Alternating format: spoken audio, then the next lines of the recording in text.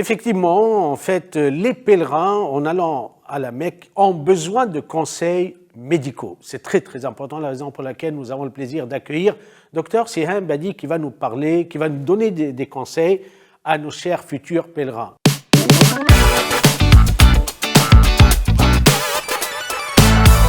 Docteur, salam alaikum wa rahmatullahi wa barakatuh. Salam wa rahmatullahi wa barakatuh. Alors, l'une des premières des choses, c'est que je crois que vous conseillez vivement, même voire obligatoire, que le pèlerin, avant de partir, avant d'atterrir, avant de commencer son hajj, doit obligatoirement passer par son médecin pour plusieurs raisons. Oui, alors les raisons sont souvent d'abord pour ne pas oublier de prendre les traitements qu'on prend tous les jours, que ce soit pour la tension, le diabète, pour les maladies chroniques. Ne pas négliger et à ne pas manquer des médicaments quand on est en voyage. Donc, prendre ces médicaments de base déjà. Donc, ne pas les oublier, premièrement. Donc, deuxièmement, c'est vrai, si on est un peu fragile du côté appareil digestif, quand on est en voyage, si on est un peu fragile quand l'ambiance, donc les températures sont assez élevées, quand on est un peu fragile du côté ORL, de la sphère ORL, donc tout ce qui est état grippal, angine, à cause des climatiseurs, de la climatisation et à cause de changements de température entre les milieux, donc où il y a de la fraîcheur et la température ambiante qui risque donc d'être donc élevée, on a besoin bien sûr de partir avec des traitements aussi de base pour tout ce qui est fièvre, douleur, douleur abdominale, vomissement. Ça, il n'y a pas de mal d'avoir sa petite trousse de médicaments pour les soins, on va dire, de premier secours.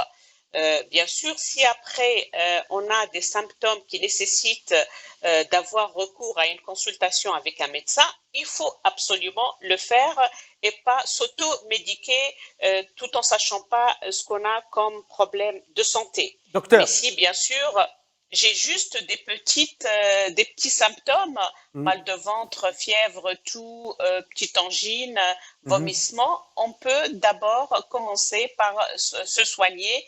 Et si après les symptômes durent ou s'aggravent, ne pas hésiter d'avoir recours à une consultation avec un médecin, bien sûr. Docteur, je crois que, en fait, selon l'expérience, beaucoup de pèlerins, en fait, n'osent pas parler à leur médecin du voyage du Hajj. Bon, ça a changé depuis longtemps, mais quand même, est-ce que pour vous, vous incitez, vous dites les raisons pour lesquelles le pèlerin doit effectivement informer, je dis bien informer, son médecin traitant qui a un long voyage et qui va rester longtemps, soit pour modifier les médicaments, les doses, ou soit pour autre chose? Bien sûr, c'est très important donc de discuter avec son médecin d'un voyage aussi important. Surtout, il y a beaucoup de pèlerins qui n'ont pas l'habitude de voyager. Pour certains, ça peut être leur premier voyage. Donc, c'est pour cette raison-là qu'il n'y a pas de mal de discuter avec son médecin des craintes qu'on peut avoir et essayer d'anticiper pour les problèmes qui peuvent se présenter à nous, donc le long du voyage, le long du vol, pendant le pèlerinage, ou même des fois, donc on reçoit les patients au retour, parce qu'ils peuvent aussi revenir avec certaines pathologies qu'ils n'ont pas pu ou qu'ils n'ont pas eu le temps ou qui ont négligé pendant le pèlerinage, mais après, on les prendra en charge à leur retour. D'accord. On a Docteur. beaucoup de femmes qui nous consultent, on a beaucoup de femmes qui consultent avant le pèlerinage. Ouais. Surtout, maintenant, on sait que, heureusement, on a de plus en plus des pèlerins jeunes, hommes et femmes. Ouais. Et du coup, les femmes ont très peur d'avoir leurs règles pendant la période de Hajj. Parce qu'elle ne pourra pas du tout donc suivre les rites et faire le pèlerinage donc dans des bonnes conditions. Donc elle va être privée Bien des sûr. prières, elle va être privée de faire donc tout ce qui lui est demandé pendant le pèlerinage. Docteur, Donc ça, c'est un problème majeur chez les femmes très déjà. bien. Docteur, s'il vous plaît, c'est un point très, très important. Rassurer les femmes en particulier que la prise, je ne sais pas, de pilules ou d'autres choses, ou d'un médicament qui va reporter les règles, est-ce que vraiment il y a un danger ou pas, ou bien vous étudiez cas par cas, parce que c'est un problème très sérieux, au-delà bien sûr de la vie juridique, est-ce que c'est permis ou pas, peu importe. Là, du point de vue purement médical, une femme qui va partir et qui le sait très bien d'ailleurs, hein, elle va tomber dans une période de ses menstrues, dans son cycle. De point de vue médical, comment doit réagir un médecin face à cette situation? Oui, surtout que même si les femmes savent à l'avance quelles sont les périodes des règles, pendant le voyage, et parce que c'est quand même une période spéciale, il y a un dérèglement hormonal qui peut provoquer donc C'est ça. l'arrivée des règles avant même les dates qui sont donc habituelles. Donc, dans ces cas-là, bien sûr qu'il y a des solutions et on reçoit beaucoup de femmes qui viennent pour ce problème-là, c'est de reporter ou d'arrêter les règles pendant la période donc, de pèlerinage. Ça sera vraiment dommage d'arriver jusqu'à la Mecque et de ne pas pouvoir Ouais. faire tranquillement son pèlerinage. C'est pour ça qu'il ne faut pas hésiter de discuter avec les médecins. Il y a des solutions. Il y a des médicaments qui peuvent arrêter les saignements. Dès qu'on commence à voir donc, un peu de saignement, donc ça s'arrête avec certains types de médicaments. Ou bien il faut anticiper un peu à l'avance et commencer à prendre donc une pilule contraceptive continue qui pourra empêcher les règles d'arriver pendant la période de pèlerinage. Et même si elle arrive alors qu'on est sous contraceptif, on peut encore avoir un traitement de secours que dès qu'on voit qu'il y a un risque de saigner, on peut tout arrêter et continuer son pèlerinage tranquillement sans qu'il y ait un souci donc de dérèglement hormonal, puisque ça va se faire que pendant les jours du pèlerinage et D'accord. au retour au pays d'origine. Donc, on reprendra un cycle habituel, on arrêtera les médicaments. Il y aura peut-être un petit peu de dérèglement hormonal au retour, mais C'est tout de ça. suite après, le corps, il va donc retrouver son cycle normal et les horaires ou les jours habituels donc des règles. Il ne faut pas s'inquiéter du tout et il ne faut pas hésiter de parler avec le médecin et d'anticiper pour ne pas se retrouver là-bas avec des problèmes pareils. Très bien. Est-ce que vous confirmez que les médecins en France, que ce soit musulmans ou pas musulmans, sont informés de la réalité du Hajj et voilà, en fait, est-ce que vous croyez que le pèlerin doit consulter que des médecins musulmans ou bien non, le médecin, il est informé, il sait très bien qu'il y a des microbes, il sait très bien qu'il y a un autre environnement. Est-ce que vous confirmez qu'il n'y aura pas de conséquences sur la santé de nos pèlerins? Non, je pense que nous, par habitude, parce qu'on a vraiment l'habitude avec nos patients musulmans, quand ils partent à la Mecque, on sait avec quels problèmes ils peuvent revenir, on a l'habitude de voir quel type de problème se pose à eux quand ils sont donc à la Mecque. Et puis pour les femmes, comme je l'avais bien Ouais. dit, le problème de dérèglement hormonal, on a plus l'habitude, peut-être les patients sont plus à l'aise de parler de ce problème avec nous, mais j'estime que tout médecin, si on lui demande qu'est-ce qu'on peut mettre dans une trousse de Ouais. voyage quand on va dans un milieu, dans un pays chaud, avec donc le risque de problèmes digestifs et problèmes de la sphère ORL, je pense que tout médecin, bien sûr, est habilité à le faire. Et puis pour les femmes, il suffit juste d'expliquer un petit peu qu'on a envie de stopper les règles pendant une période déterminée. Et ça aussi, les médecins savent très bien le faire, ou les femmes qui ont des gynécologues peuvent demander un conseil à leur gynécologue qui saura bien faire les choses. D'ailleurs, comme anecdote, les femmes nous demandent de faire ça quand elles partent en lune de miel, en voyage de noces. Ça sera dommage aussi d'être aux Seychelles ou d'être quelque part avec son mari pendant une semaine ou 2 semaines et que ça tombe pendant la période des règles. Donc, on a l'habitude de trouver des solutions donc, qui arrangent les femmes aussi pour repousser un petit peu ou arrêter un petit peu les saignements pendant la période du pèlerinage. Il ne faut pas hésiter de discuter avec son médecin, il trouvera sûrement les solutions. Très bien. Donc, on reste toujours avant de partir. Donc, parlez à votre médecin.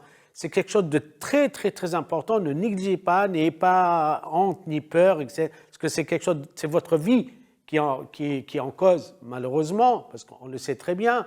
Donc là, vous nous parlez, avant de partir, d'une trousse. Vous parlez d'un minimum de médicaments. Je peux vous rassurer que le médicament le plus utilisé, le plus consommé pendant toute la période du Hajj, c'est le Doliprane. Comment on l'explique? Oui, je pense que le Doliprane, tout ce qui est... d'abord, les gens vont avoir des douleurs articulaires, ils vont faire quand même un effort physique. Donc, les gens qui ont mal au genou, qui ont mal au dos, qui ont des douleurs articulaires multiples et qui ont de l'arthrose vont avoir besoin d'un traitement antalgique, donc un traitement antidouleur.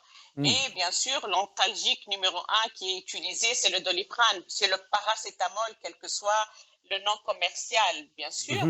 Et on va avoir peut-être des épisodes de fièvre. Le paracétamol aussi donc, sera le bienvenu pour tout type de douleur et de fièvre. Bien sûr, je pense que déjà, si on n'a rien à prendre avec nous, s'il y a un seul médicament à prendre avec nous, ça sera le paracétamol parce qu'il nous sera de grand secours pour les douleurs et pour la fièvre. Très bien. Docteur, vous le savez, je crois, voilà, sous votre contrôle, bien sûr, que nous avons remarqué pendant des années en allant à la Mecque que la consommation, il y a une surconsommation de Doliprane. Qu'est-ce que vous pouvez nous dire là-dessus? Est-ce que vraiment, en fait, on consomme le Doliprane, en fait, à la va vite, ou bien, en fait, voilà, sans contrôle ni rien du tout? Parce que, bon, on n'a pas toujours le médecin sous nos yeux, ou bien à côté de nous. Est-ce que vous croyez que la surconsommation ou prendre plusieurs Doliprane dans la journée peut avoir des conséquences sur la santé pendant le voyage du Hajj? D'abord, il faut dire qu'il n'y a pas un médicament qui n'a pas d'effet secondaire, bien sûr. Mais tout dépend de la quantité de médicaments et de la durée de médicaments utilisés, quel que soit le type de médicament, et le Doliprane ne fait pas exception. Donc, on prend un médicament quand on en a besoin, et si on peut laisser passer la douleur ou la fièvre, donc le corps va trouver lui-même des solutions pour remédier à la gêne occasionnée par la douleur, la marche, l'effort physique, la chaleur, la température élevée, la chaleur et tout ça, bien sûr. C'est-à-dire le corps, il a en lui les moyens de lutter contre tous ces facteurs donc indésirables. Mais bien sûr, quand on en a besoin, on va utiliser avec des quantités modérées en cas de besoin, sans exagérer, parce que le paracétamol qui est pris en grande quantité peut entraîner des perturbations au niveau du foie et une grande quantité peut entraîner même des hépatites médicamenteuses qu'il faut éviter. Donc, encore une fois, les médicaments, oui, mais à consommer avec modération, seulement en cas de besoin, et ne pas abuser ni en fréquence ni en quantité. Très bien. Docteur, je crois que le conseil le plus précieux, c'est porter le masque. Est-ce que vous confirmez, vous croyez que du point de vue médical, même s'il y a une levée en fait du Covid, mais quand même, nous savons très bien, pendant le pèlerinage, il y a un rassemblement de personnes qui proviennent de partout. Est-ce que vous croyez que le port du masque reste une obligation très recommandée pendant le séjour au Hajj?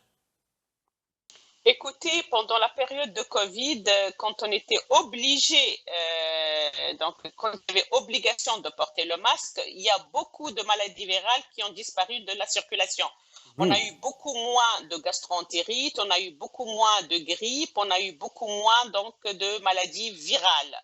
Ça veut dire que vraiment, il est efficace et peut protéger contre beaucoup de maladies virales.